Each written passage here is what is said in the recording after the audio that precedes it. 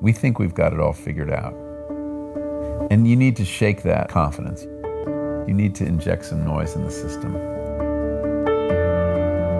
I write as a curious person. I was kind of a newbie to the psychedelic community, so I think that made it much more accessible to other people. I was a very reluctant psychonaut. I had 6 guided journeys, 2 ayahuasca circles, 1 LSD, 1 psilocybin, 1 5-MeO-DMT. The night before every one of these experiences was sleepless. The cautionary voice was my ego, trying to protect itself against an assault. It's a kind of death, and you fight it. If you've been properly prepared, you're going to surrender to it. As a writer, I really like to bring a variety of different lenses to a topic. If you combine science with personal experience, with history, then you begin to get a whole picture. Something's going on. The culture's ready to have this conversation. I do see these medicines as addressing some of the big problems we face as a society. The environmental crisis, which flows from our disconnection from nature, and tribalism, which flows from our disconnection from people unlike ourselves. I do think that psychedelics can teach us important things about death. Am I less frightened of death? Perhaps I am.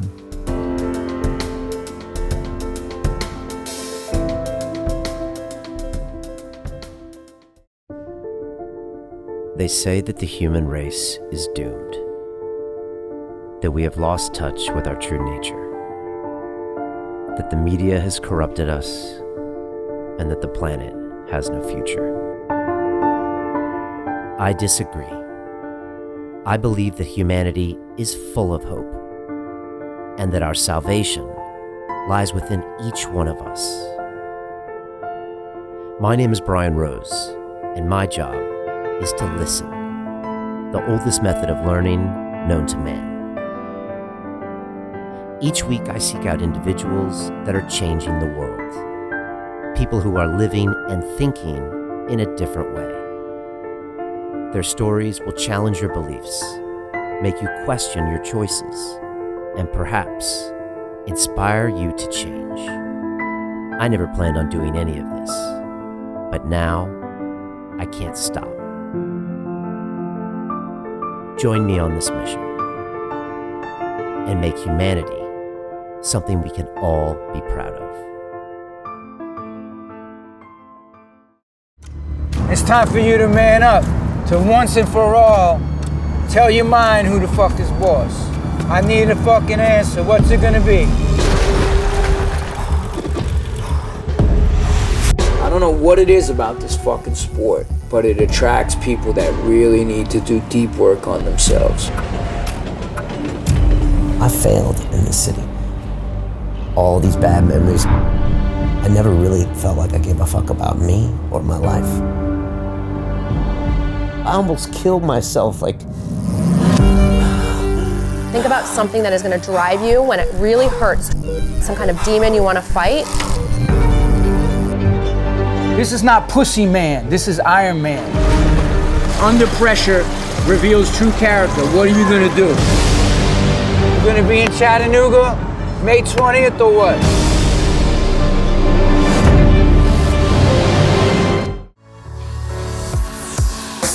You would have seen Michael Pollan on his Netflix show called Cooked, where he talks about the cultural implications of the food we eat. Michael's been talking about this stuff via his writing for most of his life, and now he's decided to dive into the subject of psychedelics with his new book, How to Change Your Mind.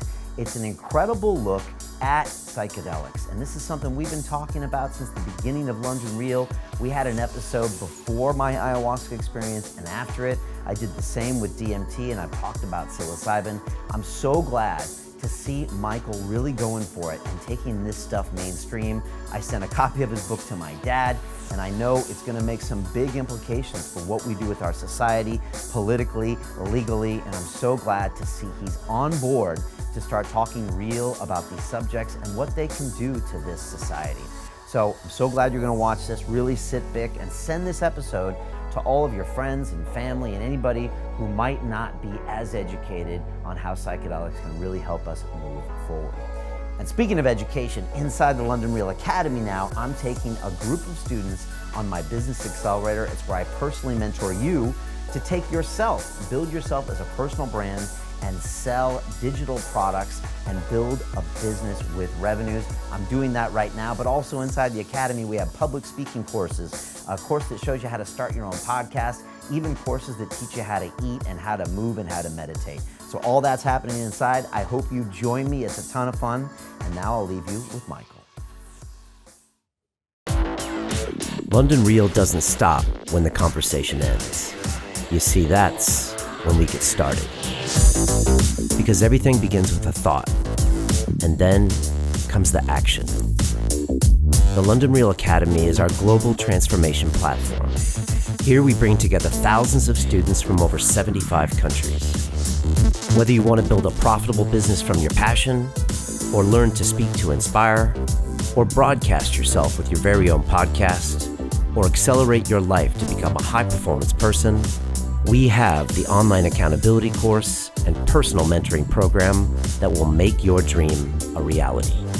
Join us, and we'll take your life to the next level, together. Our next accelerator course is starting soon.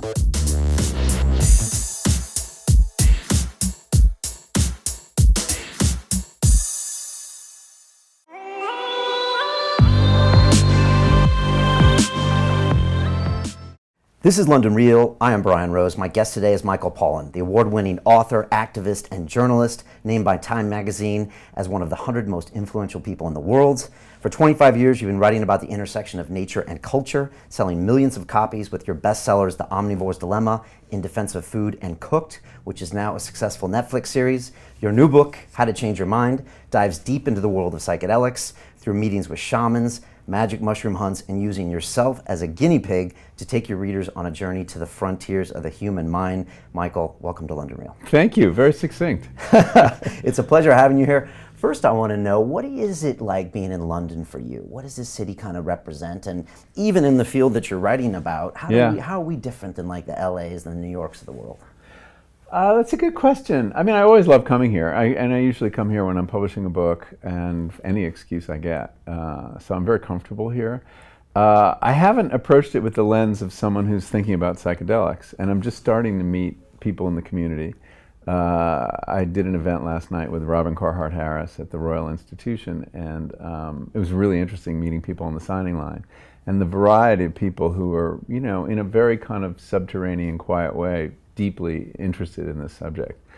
Some are therapists, some are scientists. It was an incredible range of people, computational neuroscientists. So, you know, I just sort of feel like it's a community that I'm just kind of learning about. I've only, you know, been here for a day. Does that demo look different than the people in the lines in America?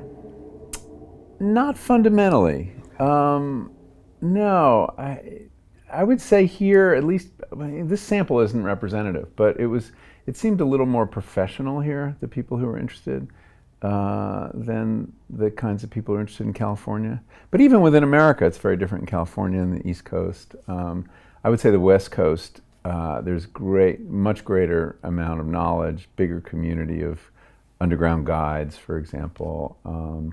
You know, and the funders are all on the West Coast. The funders of the research, which is substantially the tech community in the Bay Area, the Burning Man crowd, you know, there's a slightly different demographic. Yeah. Well, you know, I got to preface before we get going is that, you know, for me, you know, London Real's been a 7-year adventure, and I've got to sit down with a lot of different people, and now people see me in a suit and tie. But it actually started off kind of around an ayahuasca ceremony back in the day, and I remember we did it before and after episode, and I was terrified, and I had like many people, kind of the Amsterdam mushroom experience with no ceremony, no set, no setting, and I'd sworn to never do it again. I came from banking, where it's about not about ego destroying, it's about ego building. And I just wasn't ready. The community said, don't put this on YouTube. I didn't know if we'd get arrested. I figured I could never go back into banking. The Bank of England would bar me or throw me out as an American citizen. And but we went in and we did it, and then that's how I ended up going to talk to Carhart Harris and David Nutt and Amanda Fielding and Rick Doblin and a lot of the people that you mentioned in your book.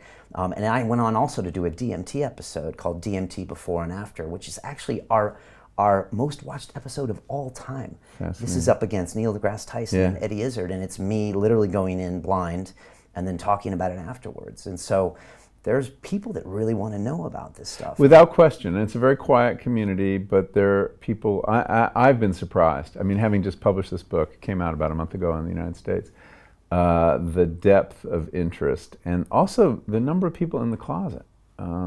That one of the effects of this book, kind of the first mainstream book on this subject, has been to almost license people to tell their stories. I've been really struck by how many journalists reach over and turn off the tape recorder and say, "Can I tell you a story?" And it's usually of a transformative psychedelic experience they had maybe 20, 30, 40 years ago that they've kept in a little box for all that time because there was such a stigma about talking about it. Or there were kids around, or whatever it was, or professional worries, reputational worries. But the experience stayed with them. It had a kind of, they knew it meant something to the course of it was part of their autobiography and an important part. And they hadn't had an opportunity to talk about it. And the stories come out, and I heard one after another, or I get emails. It's just really remarkable, the outpouring. And they're really interesting stories, many of them. And in fact, I worked with a website called Medium, which is kind of a literary blogging website. And we created a space where people could post their stories, and we solicited them. We got 200 stories within a few days, and we put up the best ones. And some of them were fascinating. I mean, stories of transformation, not just trip reports. And so I've been really struck by, there's a world out there that many people are not aware of. You've been on it, though, for a long time, because my introduction to your show came when I just began this research. And I was very curious about a neuroscientist named Robin Carhart Harris, and I started doing web searching. And up comes this endless interview with you on London Real. And I watched it very closely. I think I watched it more than once. And that was kind of my introduction to his work, which led to multiple interviews with him, first for a piece for the New Yorker, then for my book. And he's one of the heroes of the book. So I have to thank you for that introduction. My pleasure. That virtual introduction. My pleasure. And speaking of heroes, I mean, you're on a bit of a hero's journey here. And at some point you crossed the threshold, but that wasn't always the plan. It started off with that article in the New Yorker, right? Yeah, which was a straight ahead piece of science journalism, no first person. But as in the course of reporting that, and the New Yorker didn't want first person, they wouldn't have published it if it had any first person. They really wanted white coats, this was science. But in the course of writing that, I kept getting inklings that there was an underground, and I was interviewing people who had such incredible experiences that I became intensely curious to have the experience. And I realized when I decided I wanted to write a book, after I finished that article, I sent it to my agent, or I sent it to my editor actually. I said, I think this is my next book. I've just scratched the surface. There's so much more here. It's very rich. There's the history, there's the neuroscience,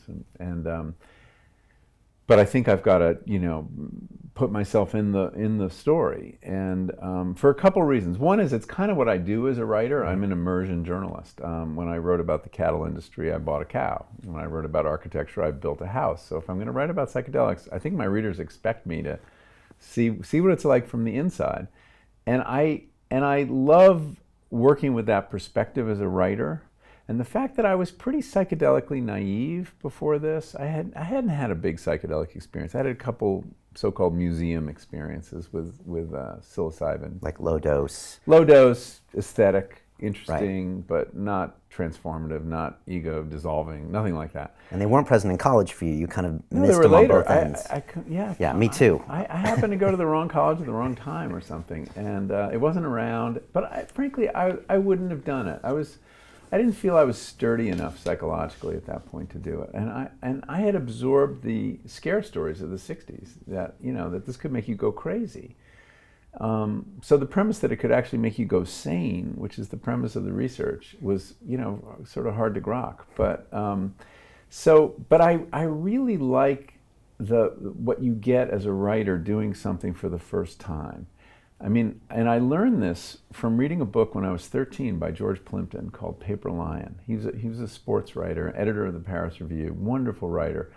And he wanted to reinvent sports writing, which was kind of stuck in a been there, done that kind of mode, you know, written from the sidelines by guys chomping on cigars. And he said, I want to get on the field.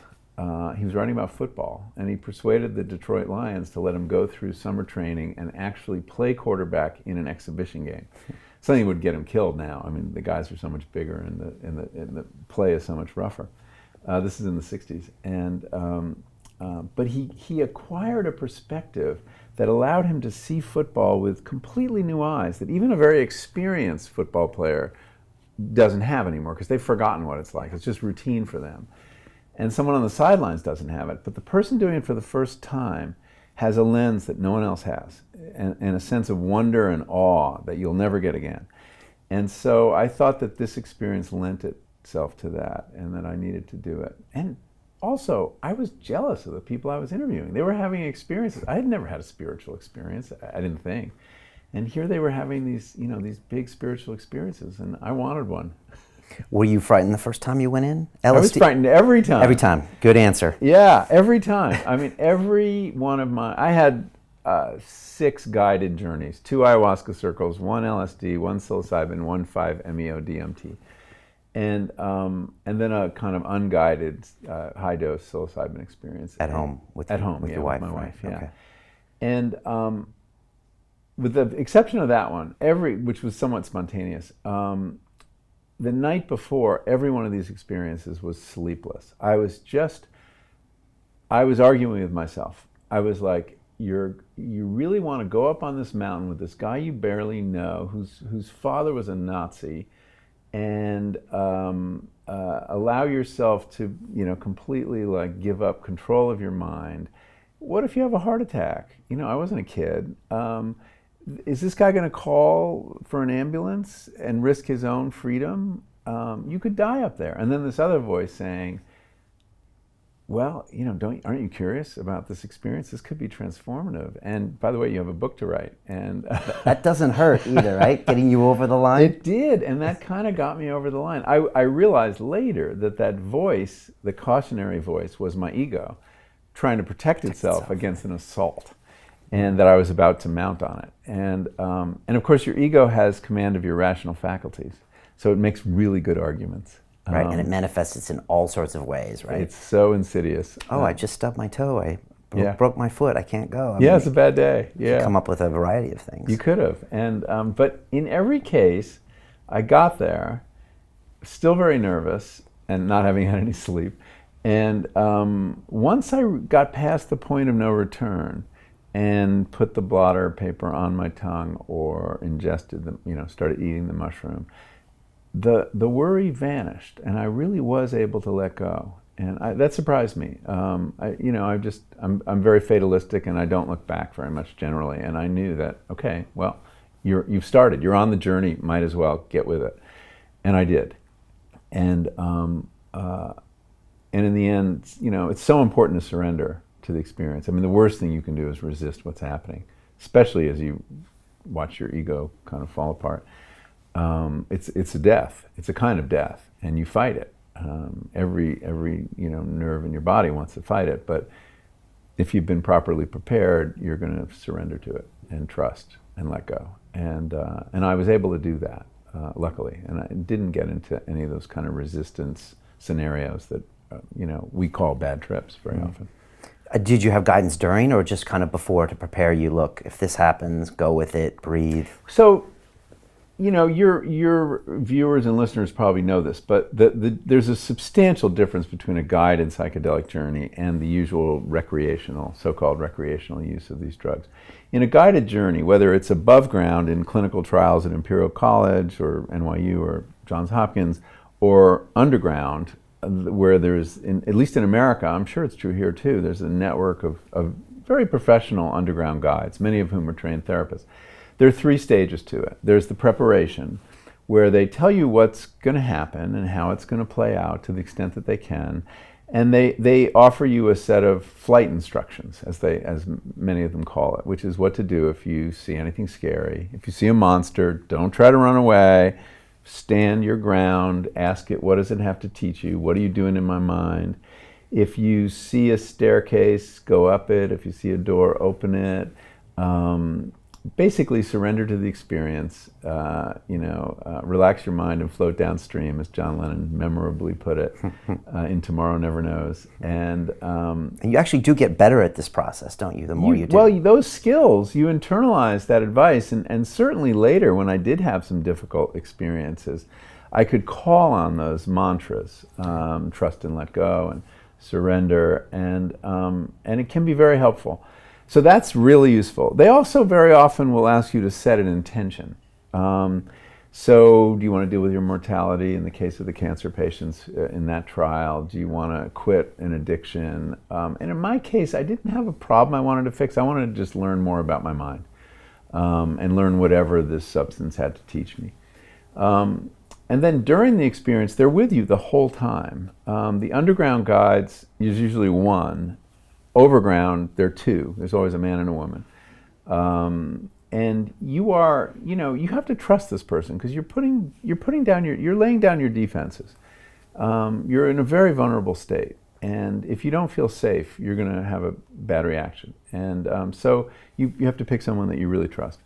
And I had that rapport with people. I interviewed people that I was like, not trusting my mind to this person. Somebody told you they put the dead bodies somewhere, right? And yeah. It was a joke. Yeah. It wasn't a joke, but bad vibes. I don't know what it was. I said, what if someone dies? And he said, well, we bury him with all the other dead people. I was like, that's not what I wanted to hear. Yeah. So he was out. I interviewed a guy about an Iboga experience one time, which we can talk about later, but I just didn't get a vibe from him. And I'm thinking, I'm going to be physically incapacitated for 36 hours. Yeah. No. Yeah, I know. You had trust. You really have to trust this person. This is a profound relationship for that period of time, and it's got to be a good one. During the experience, you're wearing eye shades. It's a very internalized experience. I was trying to simulate what was happening in the university trials to understand them, and they're playing music. But you can still hear them a little bit if they need to talk to you. Oh yeah, yeah. They'll ask you. They'll check in every half hour, and they'll say like, "Where are you?" Okay. Or not how you're doing, but they'll often say, "Where are you?"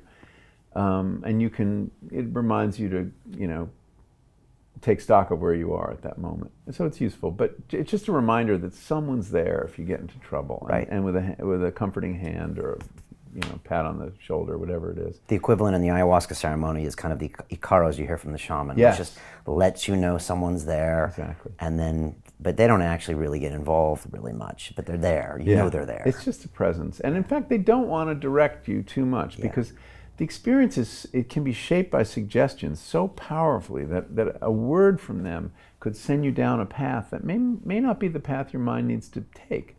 And so there's a fundamental trust in the brain's ability to heal itself. In the same way your body, if you cut yourself, you don't have to teach your body how to heal that. It knows. And many of these therapists believe the same is true of the mind. And so that you shouldn't direct the psychedelic experience too much. You should let it unfold. It will have its own inherent logic. So they're very quiet. They are playing the music. The difference between the underground and the overground is the above ground therapists have a set playlist. Since they're conducting scientific trials, they don't want to change the variables, so everybody hears the same playlist. And they're quite beautiful. Some argue that the Johns Hopkins playlist is kind of old white dead guys. It's like rock and roll or classical? No, it's classical. A lot of classical music, a lot of choral music. It's quite beautiful, but it also has a kind of religious tint to it that I think primes a kind of mystical experience. Other ones are much more kind of neutral, spatial music, Philip Glass, Brian Eno, people like that. Okay, and it makes a difference. I mean, it makes a huge difference. I remember having my iPod on shuffle when I went in, and it was a psilocybin experience, and like a hip hop song came up, and I was just like, oh my gosh, no. It can be the wrong music. And also, I don't think you should use your own music because you have too many associations with it. Okay. I think that there's something to be said for someone else choosing the music, it being somewhat neutral, no vocals. But anyway, the underground guides tend to play DJ, and they change the music depending on what they think. And I actually got into arguments with some of the music, which I really didn't like. There was a lot of new age During, you said, please turn that off. Yeah, or Okay. can we put on something else? Or Yeah. this is like music for a massage in the spa. You know, I'm having a big mental experience here. Right. It's not what I want. But anyway, and then the last stage of the guiding afterwards is the integration, and that's really, really important. The idea there is to help you make sense of what happened. You tell the story, and they underscore certain themes that, you know, perhaps relate to your intention, and they basically also help you extract any lessons that you can then apply to your life. And I found that's really useful, and they're not all that good at it, but that's where being a good therapist comes in. Okay. So that's the kind of experience I was seeking. I also had a couple ayahuasca circles, Which we have can talk similar about. practices, because at the end you actually usually have a conversation Yeah, you go. with the shaman in yeah, the morning. I did it in a group, and there were about 12 people, and we would go around the circle, and everybody would talk a little bit about their experience and what they learned from it. And it's a very interesting, useful exercise. There's a kind of energy you get from the group that's very distinctive. And my first group was all women. I was lucky to be invited to this circle, and all very powerful, accomplished women. And there was this incredible female energy in the room. Yeah, it was that was very positive. It wasn't as overwhelming as I'd been prepared to think ayahuasca would be, but it was nevertheless very productive. They say Mother Ayahuasca is gentle on the first one, but I don't Is know that if right? that's just wives' tales, but that's Yeah, what I always I had remember a hearing. second one that was less gentle, but still bearable. One of the things I've learned about myself is I metabolize all these drugs much faster than anyone around me. I don't know why. So they hit you fast, They hit me fast, and then I have a very intense period, but I come out of it really quickly. Like even an LSD trip, I was done in a couple hours instead of the usual 10 or 12. wow. So I don't know what that is. It's something about my liver. And ayahuasca as well. It was like Ayahuasca as well. Yeah, I was like twiddling my thumbs while everyone else was still flying. Do you think there are bad trips? I mean, Yeah, you know, it's not a good term to use. And most of the good guides I talk to say we call them challenging trips. And I see their point, because a lot of very valuable things can be learned on a bad trip if it's correctly processed and integrated. Why did you have it? What was going on? It's like having a nightmare that you sit down with your therapist and try to sort through. As they're happening, they can feel pretty awful. I had what I thought of as a terrible trip on 5-MeO DMT. It was just horrifying. And I wouldn't wish it on anyone. On the other hand, some positive things came out of it. So it's a real phenomenon. I mean, people get into either a very dark place or a place where they want to be done. I mean, I hear that the most, people on LSD. It's like, I want this to be over. And of course, it goes on for a very long time, and you can't turn it off. And that can make people feel claustrophobic, that they're trapped somewhere. And I've had that sensation. I understand what that is. But one of the things that I learned from guides is move toward that pain, move toward it, and go in and through, as they say at Imperial College. And that's good advice, and to look at whatever's horrifying you. And if you really do go toward it rather than fight it, you pass through it very often and can get to a much happier place. yeah, I interviewed back in these early kind of Carhart Harris days an author of a book called The Psilocybin Solution. And he said a few things that I remember when I'm inside. And he said, first one was just be with it. If you're having the pain, if you're having that experience, be with it. Don't try to run from it, escape from it.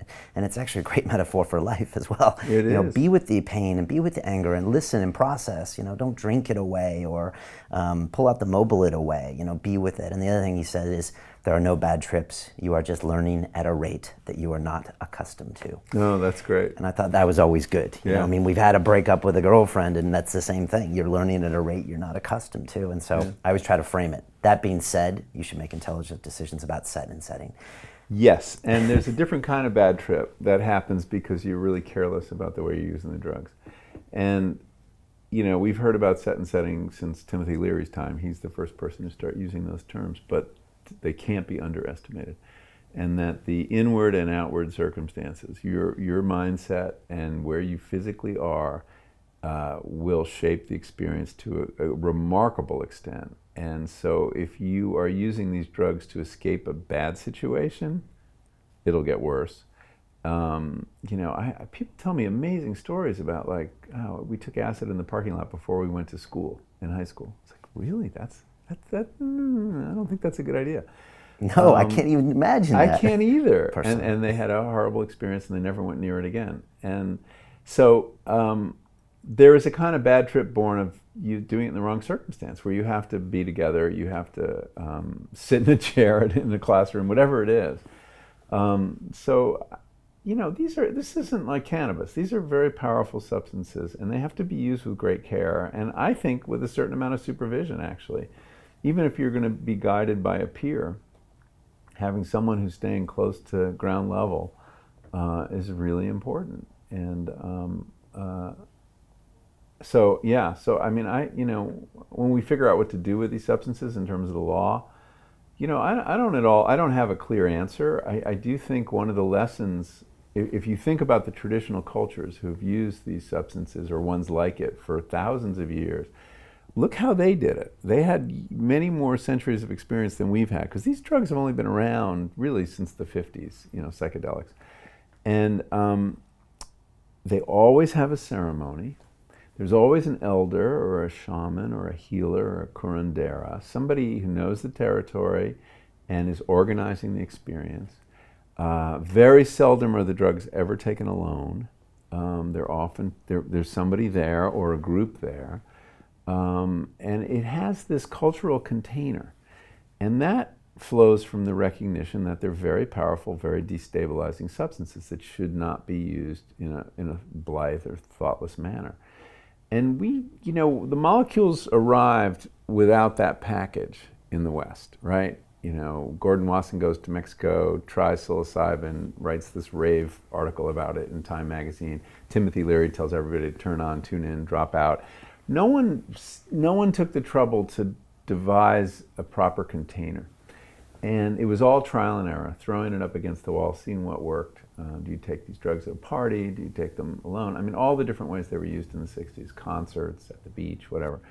The traditional container may not be right for Western civilization. We may not have ascribe the same authority to shamans as traditional people do. Our doctors are our shamans to some extent. But we need to devise a proper container.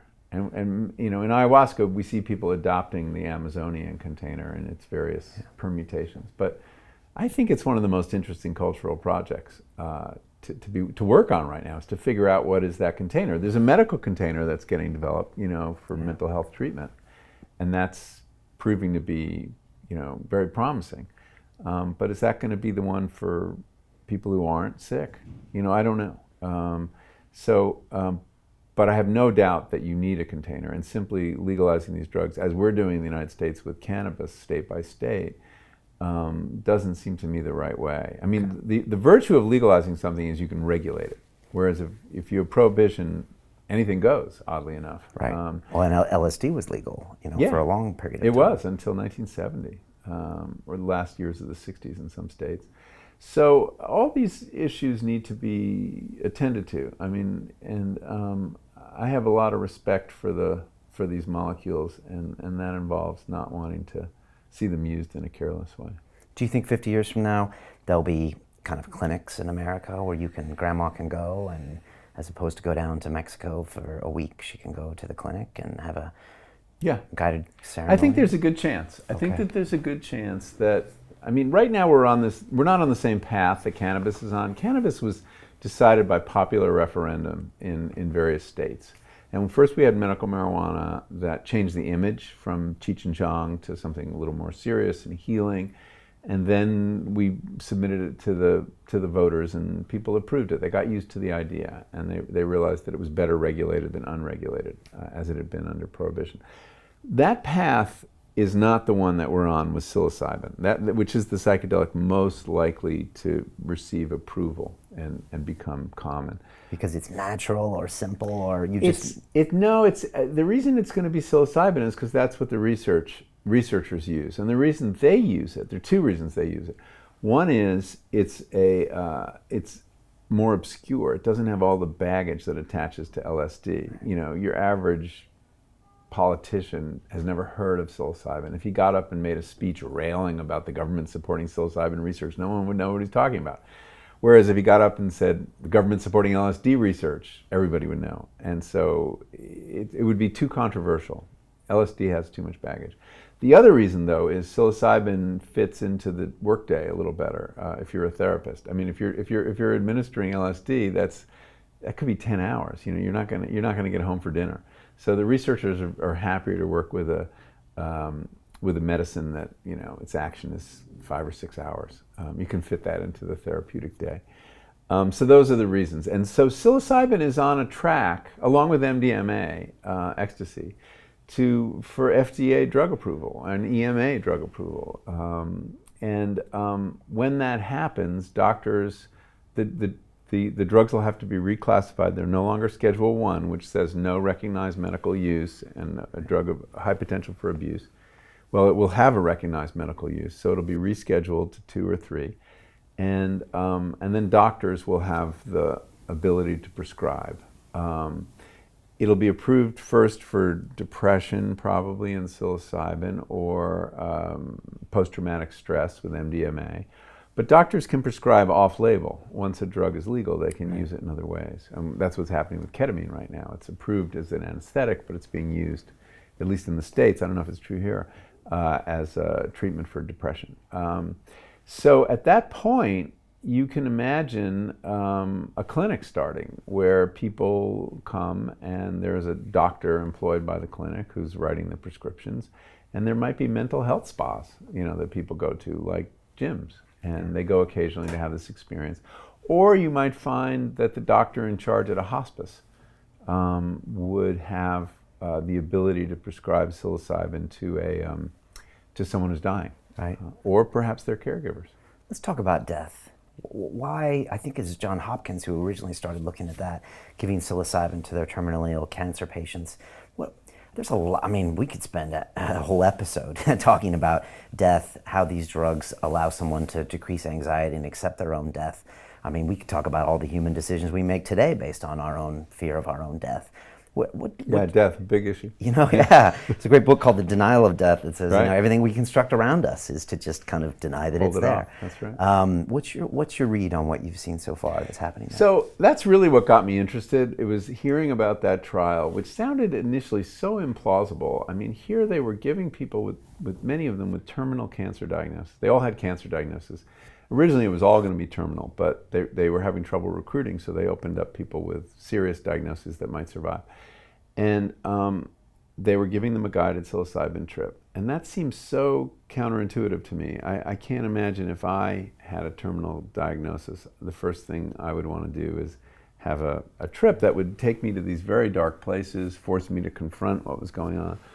But in fact, a great many people who suffer from what the doctors call existential distress, which is their term for the combination of depression, anxiety, and fear that accompanies contemplation of your imminent death, we're looking for relief and willing to try this. And so I interviewed a lot of these people, and their stories were remarkable. Just to give you an example, I interviewed this one woman, her name is Dinah Baser, and she's 60-ish, no psychedelic experience, had been figure skating, is still, I guess, a figure skating instructor in Manhattan. And she had ovarian cancer and had been treated for it and was in remission, but nevertheless was terrified of recurrence and debilitated, paralyzed by it. She couldn't do anything. She just thought the next day the other shoe would drop. And she heard about this trial at NYU, New York University, and had a guided psilocybin trip. And what happened was, and this happens in a lot of the cancer patients, the experience is kind of this imaginative, intrapsychic movie. And in her case, it took her inside her body. And in many cases, people go in and see their cancer, confront their cancer. And she, what she saw, though, was a black mass under her rib cage. So it wasn't her cancer, it was something else. And she recognized immediately what it was. It was her fear. And when she saw it, she screams out. Now remember, she's got two guides there. They don't know what's going on in her head. And she screams, "Get the fuck out of my body." And it evaporates. just like that. And afterwards, and I wrote about her, and I said, after her experience, her fear of recurrence was substantially diminished. This is in the New Yorker piece, and the New Yorker fact checkers called her and read her the line and said, "Is this true?" And she said, "No, that's not true. He got it wrong. The fear was eliminated, completely eliminated." And she also told me something that I found so perplexing, which was that she told me she was an atheist, but nevertheless, during the experience, she felt as though she'd been bathed in God's love. And I said, "Are you still an atheist?" She says, "Yes." I said, "So why are you using this God language?" She says, "Because we don't have a word big enough for what I felt. That's the biggest word we have." I thought that was quite beautiful. So I talked to a series of people like that, and those conversations to me were very meaningful, in part because my dad at the time had gotten a terminal diagnosis for lung cancer. And he was going through his own process, which was very internal, and he really didn't want to talk about it. And I sort of needed to talk about it because I was dealing with it. And so the fact that I didn't realize this till after the book even was done, that was kind of the personal subtext to the book, was thinking about death and talking to people who could talk openly about death and what they imagined it to be like. And they were working on it through their psilocybin journeys and their work with their therapist before and after. And my dad was processing it in a very different, very internal way. So a friend read the book after it was done and surprised me by saying, "Oh, wow, your father's on every page." And it wasn't until then that I realized, oh, that's why I was so interested in this. That's why I had to know what these people were dealing with. It's dedicated to your father. It too. is dedicated. And I to my wonder father. why, and now I know why. Yeah, no, that is why he was grappling with these issues, and I to this day, and he passed in January. I don't know exactly how he processed it, and it was a generational thing. He wasn't going to talk about it. And it's interesting how you say it, because, for example, maybe he could have processed it better, but also by doing that, everyone around him might have been able to process that better. So Yes, I think that's true. And I think, Catherine McLean is one of the early researchers at Hopkins who worked on this. She felt strongly that the value of the psilocybin journey should not be restricted to the patient, that the caregivers, too, would get a benefit from it. Because they, too, are facing death at one remove, but it's very much on their mind. And the relief people got was, I heard lots of different stories, and the common thread, some people did have an image of an afterlife, and they had a sense that they were going to enter some great plane of consciousness, or that there was a plane of love that, awaited them, and they were pulling back from that, but they saw what was coming, and that was enormously comforting. Others, though, had a kind of more naturalistic idea. I remember this one woman, also in her 60s, and also a New Yorker, told me about going underground, and she was passing through underground, and she hit this wall, and she realized it was the wall of a crematorium, and that she died, and that she then kind of was dissolved in the soil and taken up by the plants, and it was okay. Now, is that a vision of the afterlife? That's actually what happens very often, right? I mean, that's, we do dissolve and we are taken up by life, or whether we're cremated or whatever it is. But what was going on is her sense of who she was had dissolved, and that her sense of self-interest had expanded. It wasn't just this bag of bones that we are. It wasn't this narrow idea of myself. And this is what Bertrand Russell said when he was asked how to die well. He said, to the extent you can expand your sense of what are the boundaries of yourself, what is your self-interest, to take in first your family, your offspring, perhaps your community, perhaps the natural world, perhaps the universe. The wider you make that sense of self, the less consequential your own extinction becomes. And I think that's what's happening. I think that on the psychedelic experience, people are experiencing a consciousness that's less bound by their bodies, less bound by their narrow ego, and that you can see the world, at least temporarily, from a much broader perspective.